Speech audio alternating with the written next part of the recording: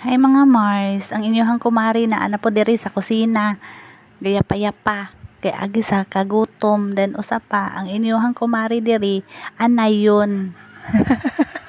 Naibaktin na magtutoy, bitaw. So, nakahuna-huna ako diri kay perting kusuga kayo sa ulan, nakahuna-huna og adlip sa mangga nga perting tamisa. Dayon ang kaning ako hapon diri sa pikas ang sa kusina, nagluto pug ko og kaning multitasker lagi ta. Nagluto pug ko og duha ka pansit canton. Lucky me. Bitaw kay lami kaayo nya gigutom na ko nya. Kaning gutomon bitaw tang inahan ano, kaning nakaagi na og panganak. Unya usa pa naay gatutoy. Kinahanglan nga mo kaon ka dayon kay ang imuhang mga unod murag magpangurog-kurog. Ay nako, dili pwede. Kinahanglan mo kaon gud ka og gigutom ka hala kaon inahan. Kay naa pa sa balay og naa po kay gagmay.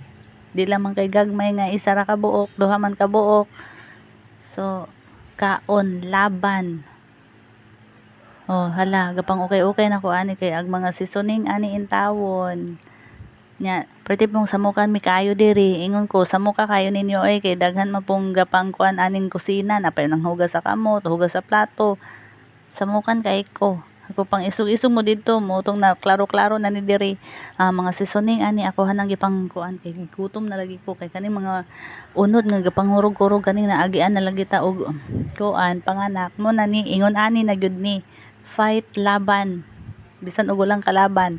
Hala, ipadayon ang imuhang purpose sa imuhang kinabuhi.